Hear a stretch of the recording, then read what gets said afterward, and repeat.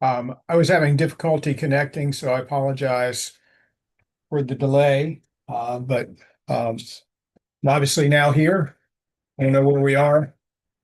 Uh, Waiting on me. Is that is that the case? Yeah, we're Yes. here. You good, Okay. Joe? I'm now good. Yes. Again, apologize for that. If we're set to begin, I'll go ahead and begin the meeting. Sounds good. Okay. All Yep. right. Well, I'll go ahead and call the meeting to order. We'll begin with a roll call to determine attendance. Alrighty. Town of Ashland, Miss Mertz Quinn. Here. Charles City County, Miss Adams. Chesterfield County, Miss Smith. Here. Goochland County, Mr. Goyne. Here. Hanover County, Chair Vidunas. Here. Henrico County, Miss Meidler. Here. New Kent County, Miss Inman. Good afternoon. Here. Powhatan County, Mr. Webb. City of Richmond, Miss Clark. Good afternoon, here. GRTC, Mr. Adarkwa. Mr. Dillard. Good evening, here. Thank you. CVTA, Mr. Parsons. Here. Plan RVA, RRTPO, Mr. Bushing. Here. VDRPT, Ms. Dubinsky. Here. VDOT, Mr. Hagan. Here. RMTA, Ms. Dean. Virginia Port Authority, Ms. Nelson. Good morning. Here. Afternoon. Thank you.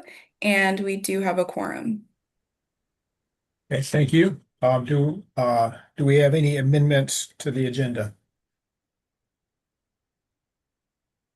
Okay, seeing none, we'll move on to consideration of the December 8th and the December 19th special meeting minutes. Do we have any changes to the minutes?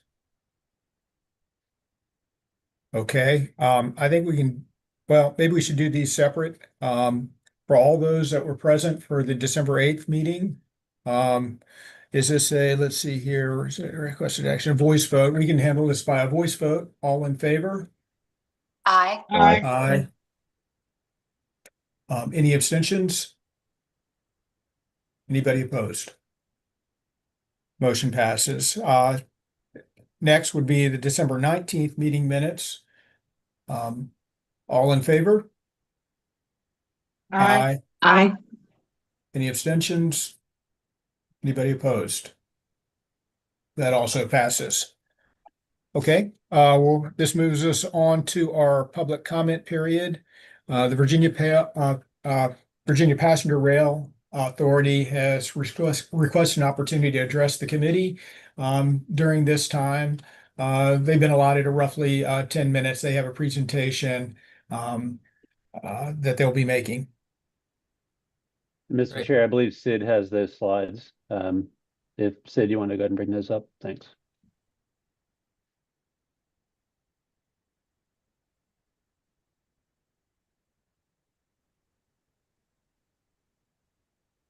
Great. Shall I begin? Yes, Um, please. All right. Thank you for the opportunity. My name is Jeremy Latimer. I'm the Director of Rail Services at the Virginia Passenger Rail Authority. And to keep this to 10 minutes, I'm going to move fairly quickly, but I wanted to at least start by thanking everybody. And this is about the application that we have submitted to the Central Virginia Transportation Authority. You can go to the next slide. So I wanted to provide some context. Virginia Passenger Rail Authority is the implementer sponsor of a number of projects that we call the Transforming Rail in Virginia initiative. So we already have a lot of work underway between Washington, D.C. and Richmond, and this will benefit all of the services from Norfolk, Newport News, Richmond, all the way up to the Northeast Corridor. And this is about not just improving capacity, but growing the service that serves all of the cities in between. So these projects are underway, but I'm also going to talk to you about a project in Richmond that's very important to culminate and expand those services. So if you go to the next slide, what we're looking at here is the service that runs today that Virginia sponsors. So there's additional services, long distance trains, Virginia Railway Express trains that are not included on this map. What I wanted to show you was the services that Virginia contracts with Amtrak to bring down into our Commonwealth. So today we have this number of service, but actually starting today with some of our projects beginning work in earnest, we are scaling back service to a construction phase. If you go to the next slide, what you'll see is temporarily while we're under construction, we've extended the Richmond train from Main Street down to Newport News, and it had to take one service away there. And then we also had to reduce service from Norfolk.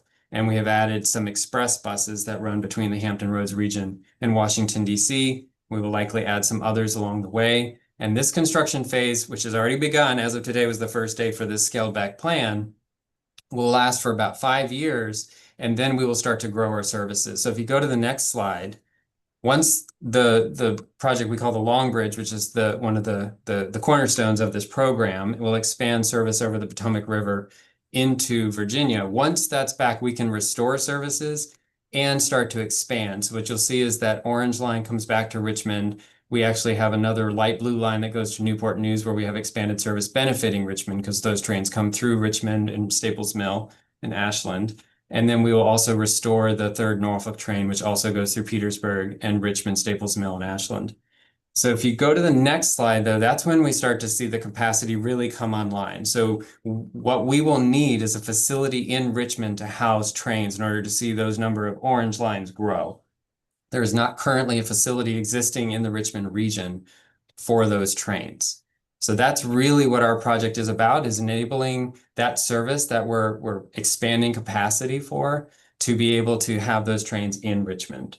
So if you go to the next slide, we're not talking about just more trains, we're also talking about new trains. So Amtrak has procured new train sets. And one of the things VPRA did with that initial order was to secure the growth in our Commonwealth to have new trains for all of our services. So starting in 2027, we'll start to see new Siemens trains that are being produced right now in Sacramento and in North Carolina. And they do have some testing of the newest ones that were just built in the Northeast Corridor right now. Those will start to come into Virginia. And we're going to need not just a facility for more trains, but to be able to service new, more modern trains, because the trains that run in Virginia today are actually from 1980. And Amtrak has allocated some of the funds they have for a yard to service those new trains towards this project. You can go to the next slide. So looking at the Richmond area, this is truly a regional project, so the services would benefit the Richmond region. Right now, the train that parks at Staples Mill has to go to Main Street in the morning, and then it comes back.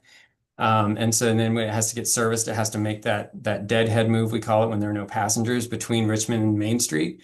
And as we add services, that adds a lot of those deadhead movements into the middle of Richmond, which affects freight. And so our agreement with CSX does not allow that service growth if we have those moves happening between Staples Mill and Richmond without passengers on them.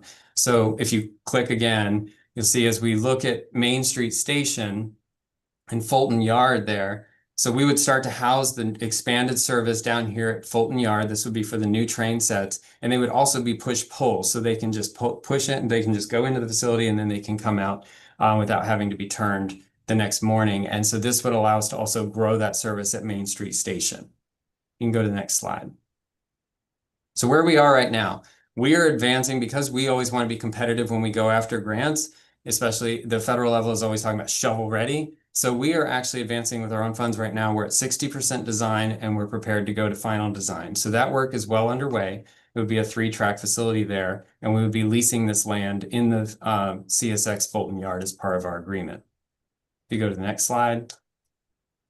Schedule is important. So that you can see there's a gap there between our design and acquiring right-of-way and when we get to construction.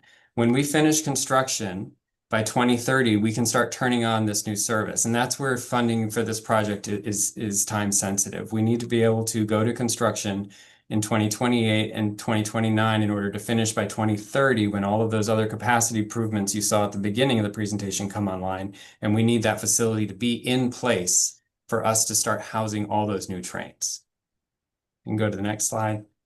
So where we are right now with our budget, the estimated project cost is 76.3 million, and we are requesting 15 million from the CVTA. That's an important request because the Amtrak funds are federal, and we are going to be requesting more federal funds. And we have put some of our funds as well into design, but having that CVTA funds would help us leverage more federal investment.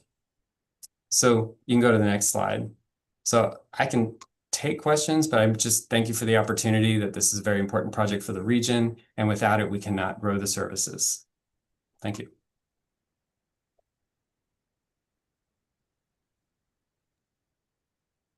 Yeah. Thank you for that presentation. Does anybody have any questions for Mr. Latimer? Amy.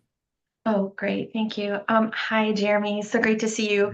And really great presentation. I think this is an amazing project. Will there be any improvements necessary to Main Street Station to increase the rail capacity or to accommodate these additional trains? No, not to Main Street Station. Okay, so no platform extension or anything will be required? No, not at this time, no. I know there's All right, future so- plans in the west side, but for these improvements and this growth, you would not need those improvements. Okay. All right. So this is basically just to fully fund your project. Yes. This funding is needed to fully fund it. Okay. Thank you. Thank you. Anything else? Okay. Again, thank you for that presentation. We'll move into item 7, an update on the CVTA revenue estimates from VDOT. Chet. Yeah, thank you, Mr. Chair. This is the item 7 in the agenda packet, starting on, I believe it's page 12 of 40. As you all know, every year, every December, we get updated revenue estimates from the Commonwealth that outline expected changes or updates in our 2 tax sources, the sales and use tax and the gas tax, over the coming years. And we did get those updated revenue estimates in December. I believe it was the 22nd. So that is on page 13, the letter that we got from Kim Pryor, the new CFO at VDOT.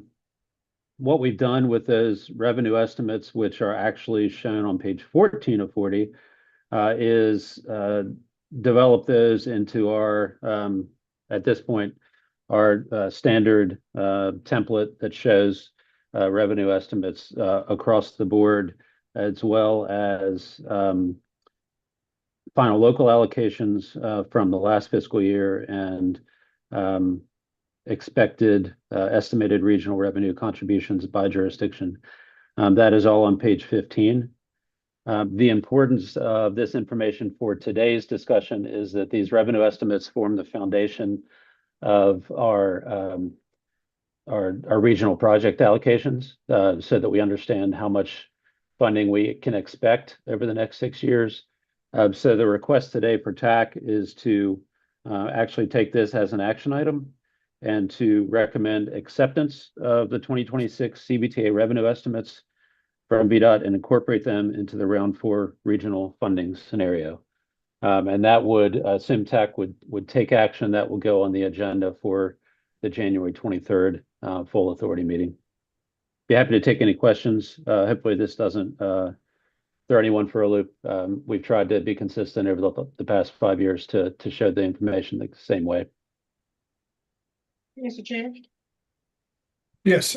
I just Tyrone. had a quick question for Chet. So originally in the funding scenario, it was available 109 or so million dollars, and with the change in the revenue, that now would be 131 and some change for round 4 consideration. That's correct. Thank you, Mr. Chair. I make a motion that we approve the VDOT estimates as presented. Okay. I need a second. Well, second. Sharon, any further discussion? Oh, sorry, that was Amy. I was about to say it, but it was Amy's voice. It's okay. Whatever. It's fine. Okay. Motion by Dorona, second by Sharon. Any further discussion? Okay, Mo, would you call roll, please? Yes. Town of Ashland, Miss Mertz Gwynn.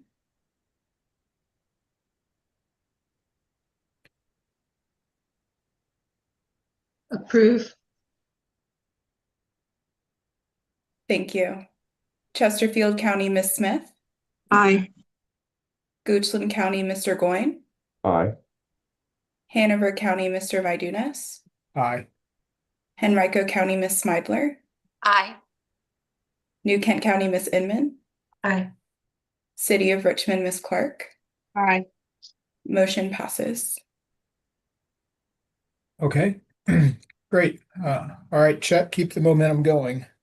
Okay, please. thank you. The next item is item 8, the final round 4 regional application scorecards. Before the meeting this morning, we sent out a slightly updated PDF that contained, I believe it was the scorecards, but it was also the allocations as well as the public review documents. So, Miles, can you share that while I'm talking? Sure, I got it. Thanks.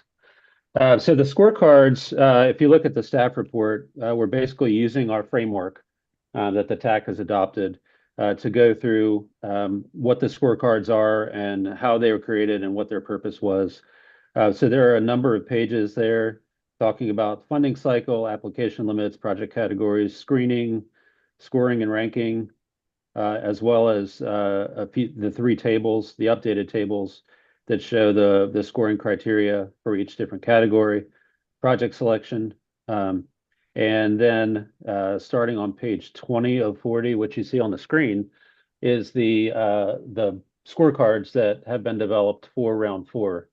This first page is a summary page, which shows assumptions and projected revenue, again, based on the last agenda item, which was the updated revenue estimates from the state. So you can see FY27 through 32, the revenue expected in each of those fiscal years are moving down that top table, the target balance, which we put in balance entry based on the framework that grows into the out years into a higher percentage each year. Availability of these funds to allocate after the target balance is met, and then allocated funds based on the way that the projects shook out this term. So the bold item in the revenue forecast is the remaining funding. We did factor into account leveraging updates, adjustments, the 6.8 million in that first blue box, which then broke down into Dorana's comment earlier about the 131.2 million available for round 4. The next table shows the splits by category. The first column is the total amount of the requests that were received, basically the applications that were received for each category, the percent of the total amount, and then what that fair share, how many projects were within the limit of the funding amount available in each category, the cost of those projects, and then any remaining funds which would be unallocated in that final blue box. The notes at the bottom of the page kind of reflect what went into this, updated with the latest revenue forecasts. Previous from 21 to 25 was updated to include only actuals, and then FY26 was updated in previous to reflect this latest forecast. We did complete the new CTB project review and made all previous balance entry funds available, retained leveraging projects that were eligible for cancellation. We'll talk about that in the allocation table, and then removed FY33 to go back to our mandated 6-year availability. So that's what the code mentions. That's where we need to end up at the end of the day. Next page. The next few pages are an individual page for each category. So this will be the bike ped page. Under the framework and the available funds, There is one project, one of the two projects is within the funding limit in this category. Next page.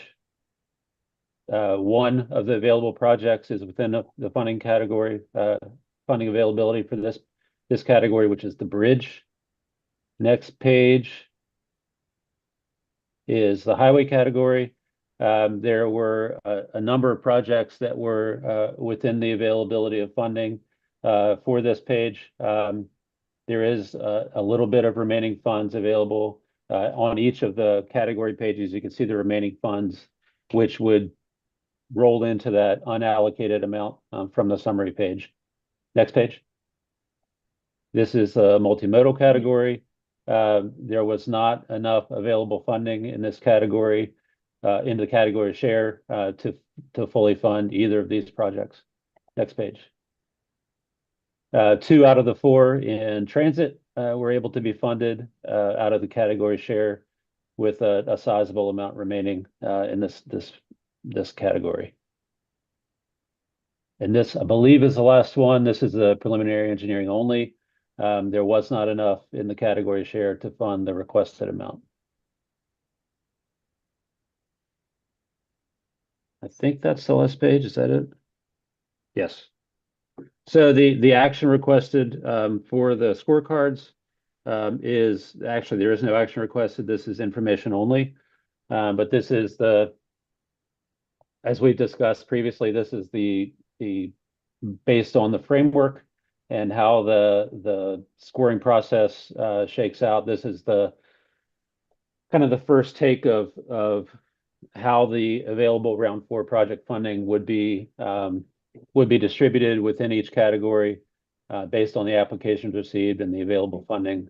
There is an unallocated amount, which provides some flexibility for the authority ultimately to decide any additional commitments that they want to make for other projects that may not have met the criteria for this initial first blush review. Happy to take any questions, Mr. Chair. This is a lot of information, as always. Now we're doing this every 2 years, so there may need to be a refresher for some folks as we get back into this, but happy to discuss.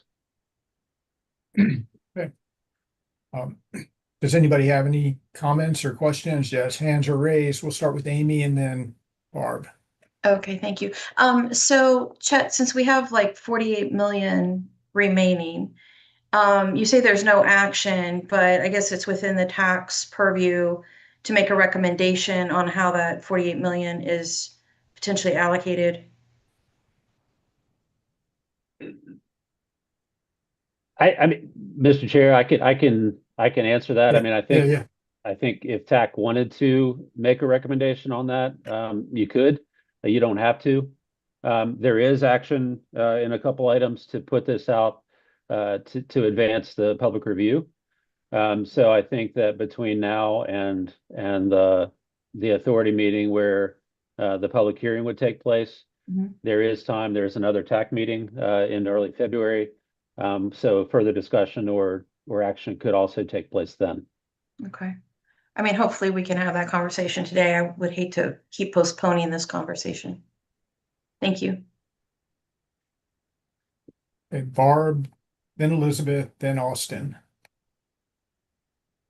So along those lines, something I think we should just think about and discuss a little bit would be finding a good approach for making forward progress with the candidate bond projects.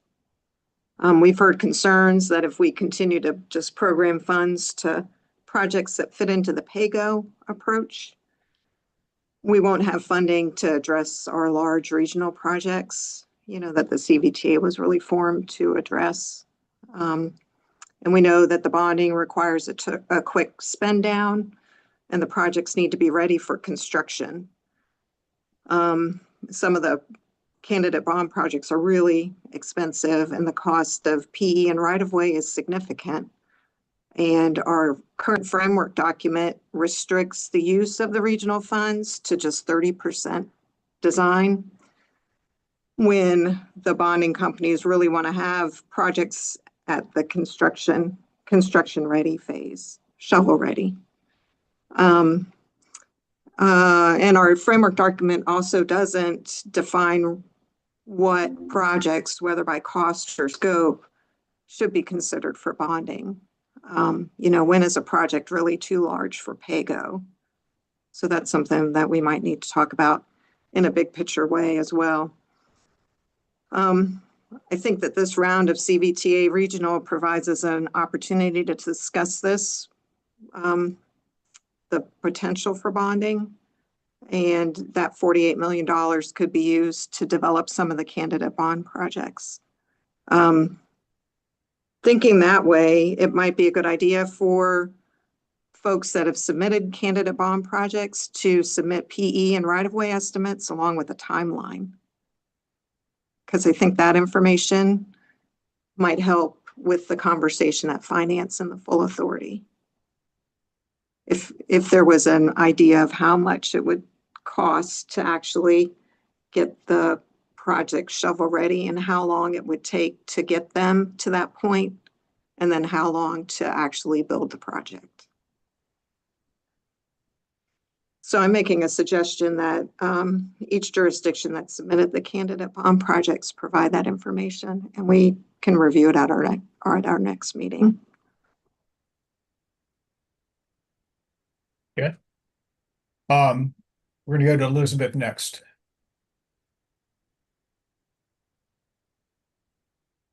The question I had was that if you could go back to the road sheet, I was trying to see if there was a change where the cutoff line was.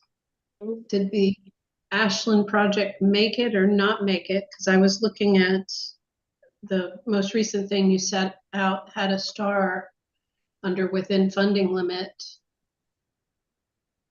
but it still makes it. Okay. I thought I saw something different. It flashed by so fast, it was hard to read. Thank you.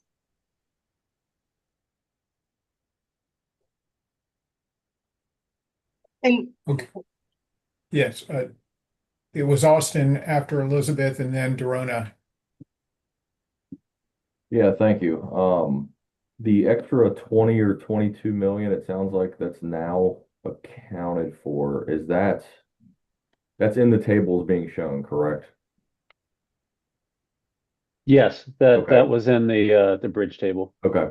The remaining funds totaling 48 and change, can all of that be spent, as needed in the various categories, or is the remaining funding per each category all that's left to fund additional projects in each category?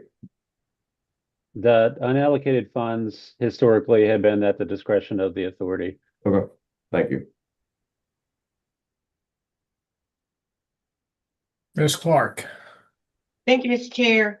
I just wanted to make note that in the old scenario with the Shaco Valley Streets Improvements Project, I did send Chet an email today saying that the city had requested that the ask amount be 14 million and not 17 million. And then with that, I didn't know where that puts the project, but we would like that consideration, and even the consideration of this body or the full body for the support of the Shaco Valley Streets project that again was originally in the top 7 to be funded, but has seemingly fell out with the reordering. And so again, I would support at least having some recommendation today of existing projects on the list that could utilize some of the unallocated dollars. And I totally agree with what Barb is saying on, but I think that it ultimately is, this process is set up pay-go. And as we can see, none of the bond projects ranked. And so unless there's, to me, direct bonding for those projects, then I'm not sure how we even collect enough dollars Is it every cycle, every 2 years, we collect money to add into the PE to get it shovel ready?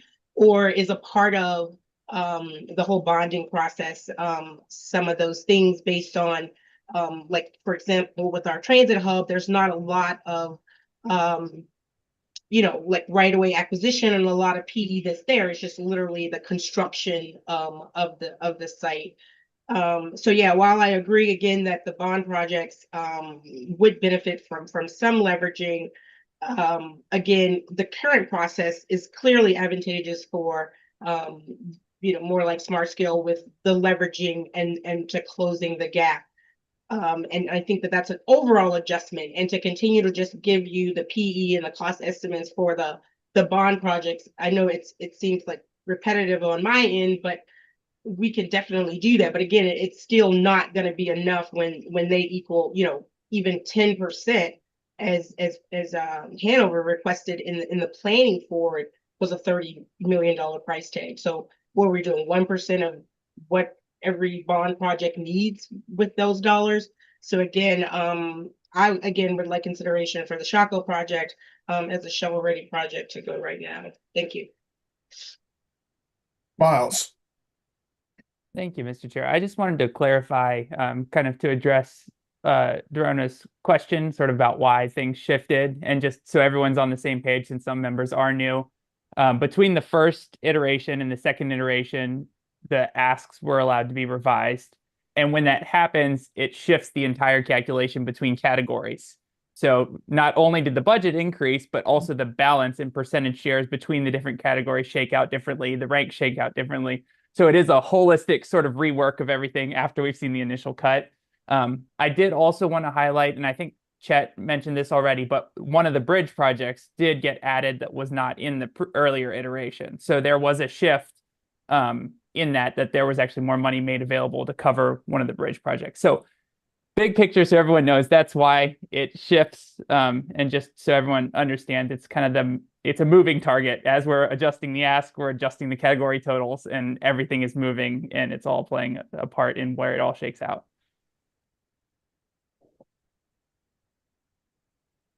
Okay, well, that's a lot of information to take in, a lot of considerations. I've heard a couple suggestions or requests. I guess where I sit is I kind of like the idea of just basically fulfilling the role of TAC, which is to perform the analysis, and the results are what the results are. We're here to validate and endorse those results as being valid, and then it moves forward in the process. So I don't know. Anyway, that's where I am on this, but Drona again and Amy. I'm sorry. Thank you, Mr. Chair. Yeah, I just had a quick question. So, Chet, did you not get the lower request from 17 to 14 from the city? No, if you sent something today, I haven't seen it. And today is after the deadline. Oh, yeah, it would have been before the deadline. I'm sorry. No, we didn't get anything from the city.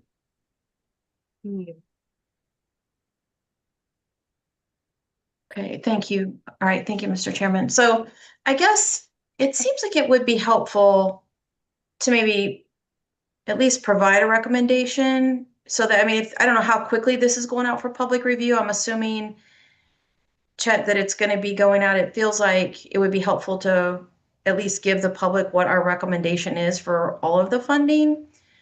And just hearing what we heard from Jeremy on the need for the Fulton Yard rail project, it seems like there would be enough money there to cover, to fully fund that project with the 15 million. I mean, that would basically, it was an additional 6 million, right, from what was requested. I think there's plenty of money left to fund that. And I would make a recommendation that we go ahead and fund the 14 million for the Shaco Valley improvements. because I do think that that's a very worthwhile project that needs to receive the funding. And then the remaining money, I think then we'll have like 18.3 million left. And I know, Joe, you and Barb need funding for your projects. Maybe that could be allocated to your two projects. I don't know how far along, Joe, you are on yours, if this is just the beginning of your project and it would at least give you some seed money to get your process going. And Barb, potentially that would be some money for you to start your engineering work on the extension.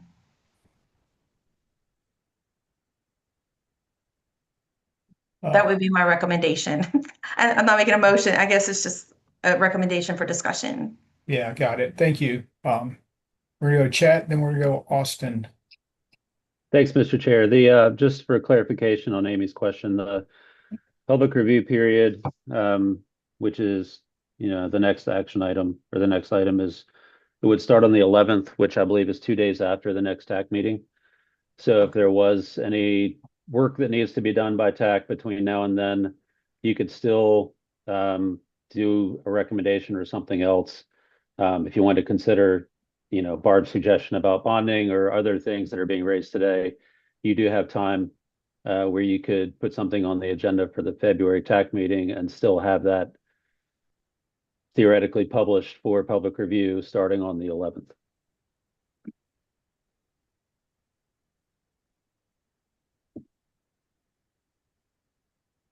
Yeah, Austin. Yeah, thank you. Question I'd have as far as, what do we do with the extra 48 is finding out, it sounds like, and Darona, correct me if I'm wrong, but the Chaco Valley project has been awarded smart scale funds and is very ready, shovel ready. Are there any other projects that A, are not in the current funding scenario, and B, have received smart scale funds? In other words, they need to just be topped off.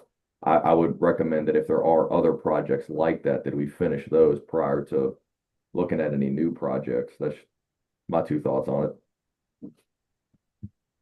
Austin, you said smart scale. Did you mean? Well, if you any, mean? if any projects similar to what sounds like the cities is that it's received funding in the past from other mechanisms, then in other words, if they're seeking their last few dollars from round 4 here, then we finish off those projects with the 48 million that's in front of us. Yeah. Okay. I appreciate that comment. One of the thoughts I have, but it would require a change to the framework document, would be because when we look at the list and I look at shucks, it was the city had a project has a project that's just outside the funding cut. I think there were 2 applications. Jack, can you pull that up? Which I can't recall what category that was. I think Miles is on it. Yep. Okay. Really, any of the categories this would apply to, but before we discuss, we could use this right here. We have a funding cut line and we have a balance.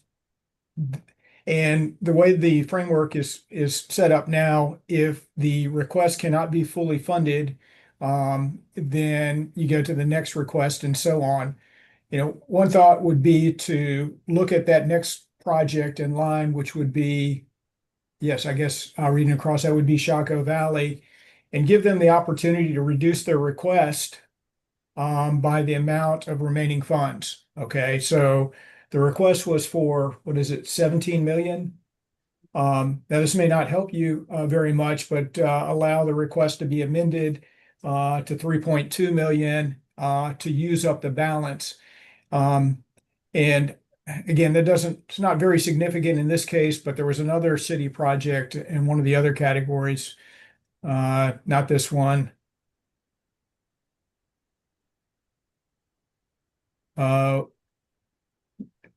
No. You mean the bridge? Yeah, I want to say that there were two. And then also the The request transit, was like for 13 million, but the balance was, that's the transit. or it was like 10 million and the balance was like 9.5. Am I misremembering that from? That wasn't Yes, this one right here. Yeah. This one, stop. Okay, I'm this sorry, one- that's Henrico. Okay, Yeah, I those are apologize lines. for the confusion. So Henrico, so in this case, neither project gets funded. So this would be a great example where, if we have a situation like this, we go to Henrico, and say, you can amend your request to 8.9 million. If we fully fund it and we have zero balance. It's just one thought, of a way to allocate those funds, stay within the projects that have been applied to. I really think that's where the focus needs to be, rather than considering projects after the fact, that are new to the process. So Mr. I pitched that out there, and you guys poke holes in it. Mr. Barb, Chair? Oh, sorry. and then Dorona. Um, I think that's something to consider as well. My suggestion would be that we put together the list of options or suggestions that we've generated here at TAC and send those over to finance for review and discussion and get their input. But as you said earlier, put this out to public review as is. You know, it's the results of the scoring, without us trying to change it and deviate from the FERC. And we can hear what finance has to say, and the full authority as well. And we've got our next TAC meeting to hear that direction from them and put together our suggestions. Yeah, if I can just interject, I do like that idea of putting these out there as options as opposed to a formal recommendation. But these are kind of the suite of things that have been discussed and considered as possibilities, to deal with the balance. Ms. Clark, again. Yep, thank you. And I think I definitely can take that, Mr. Chair, if again that the Fulton Yard and the Shaco, as well as the seed money for the bond is noted as key recommendations for the $48 million. But also in looking at what you said, Joe, about the categories, and I was just looking at the transit category, and that's the category where there's about 28 million remaining of unprogrammed funds. And it would then put 28 million potentially on the downtown transit hub if we were to continue through that scenario. And so we could also take that, but again, that excludes then the Fulton Yard and other regional needs. And so that may not be what everyone wants, but that is what would happen in the transit category if we say we change our request to that lower amount. And then I would be remiss if I wouldn't then ask the board to transfer some of that out of that category at a later date. So I just think that I think it's a good idea to put forth the recommendations to the finance committee so that they can begin to have those conversations and to give us more guidance. Thank you. Mr. Goyne. Yeah, this is just a process question. If we were to not make a recommendation today, Chet, how does that impact our notification requirements for the public hearing item on those later on in the agenda? There would be no impact. The only Okay. action today would be to recommend the public hearing. So just setting the Gotcha. dates is the All only right. action. Just making sure. Oh, All right. So it seems that we do have some consensus around developing, again, I like the idea of the term options rather than recommendations, as ways to address the balances in the various categories to be considered by finance, and then to formally then recommend advertisement of the public hearing. So how does that grab everybody? That's good. I'm good. Yes, Bart. This is a technicality, but options for the unallocated balance. Did I say allocated? Unallocated, I yeah. said per Okay. category. unallocated per category, correct? That was, So what I that's was one of the thinking. options, is to think about it by category. But another option is to just think of the unallocated balance. I understand what you're saying. Yeah, I mean, both. It could be both. Right. So just options. We have a balance of, is it 48 million overall? Yes. And options for dealing with that. One option can be simply just put it in reserves and consider it for other uses for the next round of allocations. That could be an option. So I think we lay out those options. I guess the question would be, so we go that route, is does staff have enough information to develop those, or should we ask TAC members to submit something by the end of the week that basically outlines what those options might be? Mr. Just Chair, options. staff will do the best we can. I mean, the TAC Finance Committee is in 2 days, so there Yeah. isn't time. I got you. Yeah, Okay. so I think I got a good summary of what people said. I think you and I can work together at the finance meeting to explain what happened today. Okay, sure. Okay. So real quickly, Dorona, do you still have your hand up, or? I do. I just needed a point of clarity. So today, so what, Chet, does it impact if we vote on today for recommendation to the finance committee? It's necessary for today. Is that what you're saying, to stay on track? Or can we do the first meeting in February? Or will that throw the finance committee and all that off, right? I'm trying to get the. Yeah, so thanks. Good question. This is already on the agenda for the finance committee to talk about the scorecards and everything that we went through. So there is a TAC report that Joe is going to provide at the finance committee, which you could talk about at that point. The TAC is looking at other options to present to the authority for what to do with the unallocated funding and anything else that you might come up with. But there is no action needed today by the TAC to do anything other than set the public hearing. Does that help? Yeah. So Amy. Okay, thank you, Mr. Chairman. Since there has been quite a bit of discussion, I think it would be helpful to make sure that we are all, that Chet, you're gonna, I guess, report out, or Joe, you're gonna report out to the finance committee, and we're all in agreement with what that is. I think we are, but I also want to make sure that we're all interpreting what we're saying consistently. So I think what we're saying, right, is there's two options. One is to go mode by mode, right, category by category, and determine whether whoever didn't receive the full funding can use the remaining funding, or whether it's going to go into the larger pot that can be allocated to other projects. It sounds to me like the 28 million that we're talking about for transit really would go to Richmond, and because that's the next, that's a $107 million project, right? So that 28 million may give them a placeholder, but it's not going to fully fund it. So we have two other projects that we know need the money to move forward. That's the Fulton Yard. We just heard from Jeremy that that 15 million is needed to fully fund their project.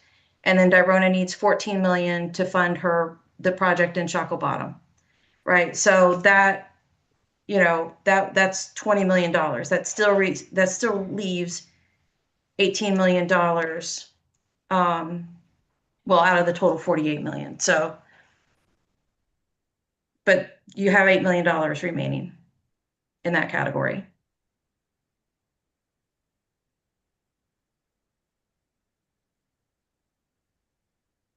Sorry, in the total. Yeah, Barb. I've got three options that we've come up with, and one is leave the unallocated balance unprogrammed. And then we have the category idea. We're giving the jurisdictions the ability to reduce their requests to get the available balance by category. And then we have the suggestion to fund Shaco and Fulton. I'm a little reluctant on number 3 without letting every jurisdiction make a case for why their project shouldn't be funded. You know, we just heard a presentation about Fulton, but other people might have wanted to give a presentation about one of their projects. I don't know. You know, so that's fresh on our mind, but there might be other stories that are just as valid. And then we have the idea of using the unallocated balance towards developing or getting through design and right-of-way acquisition for bond candidates. So that's 4. That's all I have for that. Yeah, thank you. Thank you for summarizing that. That's kind of what I heard. Were there any other options? Yeah, I would just add that I think in number 3, where we talked about the Shaco project and the Fulton, I think Amy also noted that that could also contain the seed money. So I would formally say Right. the Shaco at 14, Fulton at 15, and then the 2 seed money for Hanover at 9 million for Hanover and 9 million for Chesterfield on the seeds for their bonding. So Right. I don't think that it left out. And then I did think we called and asked, was there anybody on here that had any additional questions about their projects? I thought they asked that question, but I wasn't clear.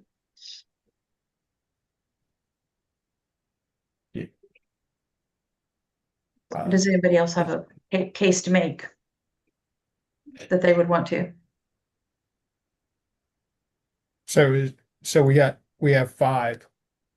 Do I count what Dorona said as an option? No, mine is 3.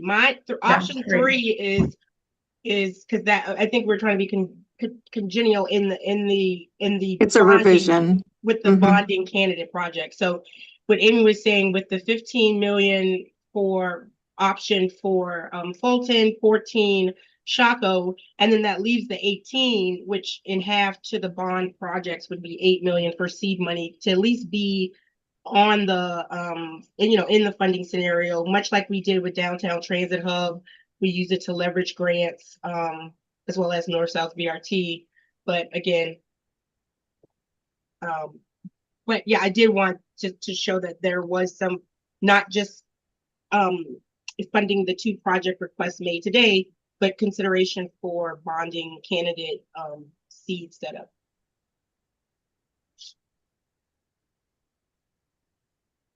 Okay. Somebody want to make a motion?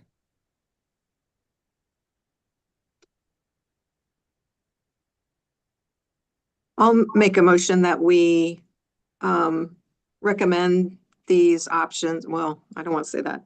that we provide these options to finance and request their input. And That's all. authorize advertising the public hearing. That's the next item. We're not there yet, Mr. Chair. Oh, we're Yeah, not that's there? the next Okay, Agenda item. okay. Okay.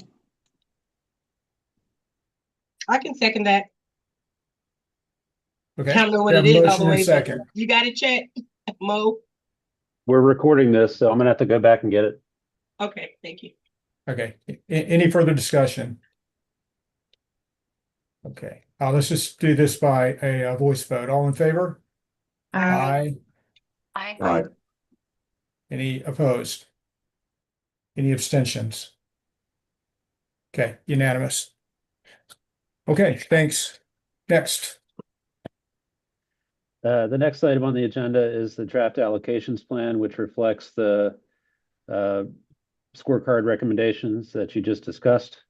The allocations are shown on page 28 and 29 of 40. Again, this breaks out from FY 27 to 32 and includes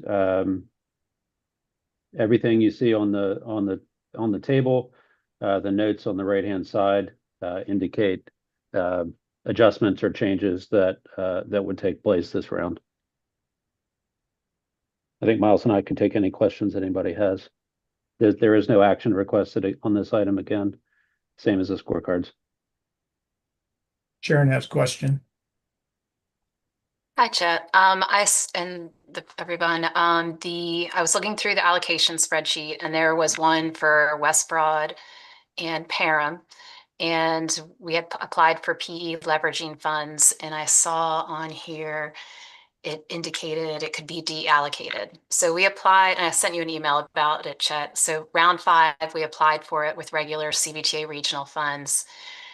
Round 6, we applied for CVTA regional funds and increased our leveraging amount, but with local funds by additional 2 million. And so then we are planning to apply in round 7, which would be the 3rd time. But my understanding reading the framework document was that if you increased the leveraging, then it reset how many times you applied. So I just was a little bit alarmed when I saw that project highlighted. So I'm not sure if I'm misinterpreting or if I just wanted to bring it up because I saw there were 2 other projects highlighted as well that I'm not familiar with, but just wanted to make sure we're all on the same page. Yeah, thanks, Sharon. That's a good question. So the additional leveraging that the county did with local funds does not match the framework. So the framework is intended to talk about CVTA leveraging. So any additional CVTA funds that were applied to a project for leveraging purposes. You will note in the scorecards those additional leveraging or where's the language? It retains the summary page on the scorecards retains leveraging projects eligible for cancellation. So those have not been removed from the total funding at this point. But we did want to try, this is the first time that we've gone through 2 cycles of funding availability, and we did want to try and follow the deallocation process. If the authority wants to update the framework to reflect kind of what you're addressing, like if there was local leveraging applied to a project, then that's something that could be done. But at this point, that's kind of where we are with the rules that the authority has put in place. And it's not it would have to be an increase is the way it's worded, not a decrease or any change in leveraging. Or even if it was $1, sorry, not to be flippant, but yeah, I know it's yeah, we're not that right. Plays out. Yeah. Maybe it's something to consider. I know we have to draw the line somewhere, but maybe it's something to consider updating the draft, especially if localities are trying to make it more marketable to score or making some improvement to have it score better. Just something to consider. Yeah, I mean, I think that's a good parking lot item, like to use Barb and Chess's language. But I mean, at the same time, the CVTA needs to be focused on, are the CVTA funds being used in a timely manner? Like that's the whole purpose of talking about the allocation. So if we're not advancing the project, whatever it is, for whatever reason, that's kind of when I think the elected officials want to know, and we want to, let them know that these projects aren't moving forward in a timely manner, whatever that definition is.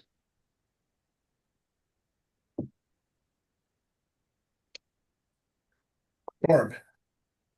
Yeah, I think the intent in the framework document was if there's been efforts to reduce the request of the other funding source,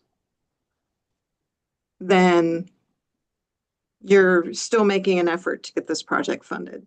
So whether that's CVTA money or a combination of CVTA and local, it's not that you're just every year going in and saying, I need 10 million in smart scale for this $30 million project. And you've not done anything from round to round to improve your odds. That's when that CVTA money would go away and get reallocated or put back in the balance. That's my understanding of the intent.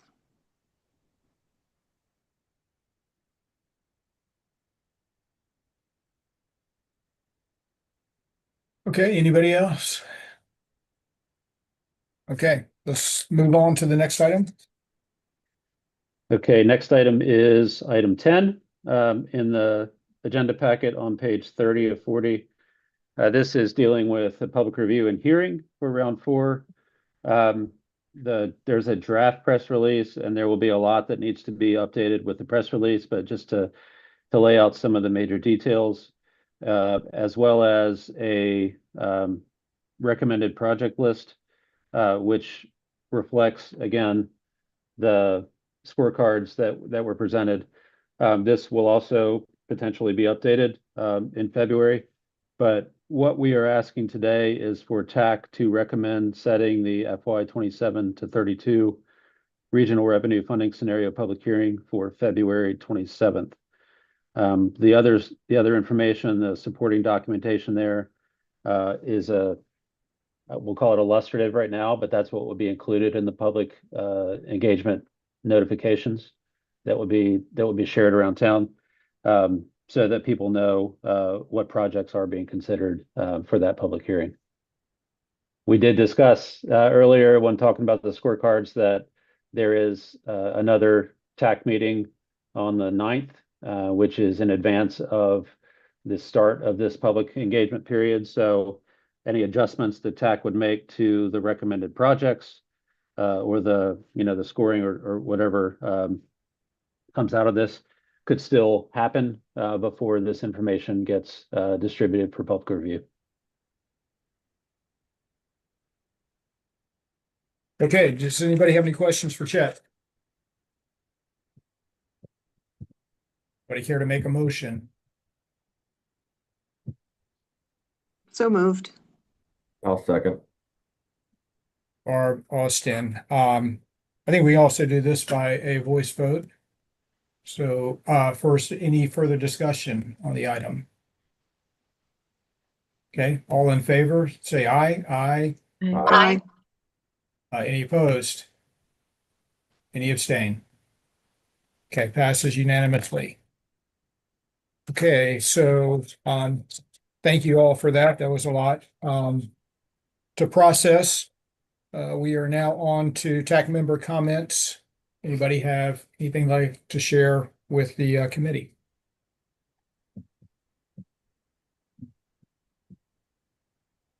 Okay. Seeing none, our next meeting will be on February 9th at 1 p.m. So unless there's anything else, we're adjourned. Have a great day. Okay. Thank you Thank for you. everybody's participation. Have a great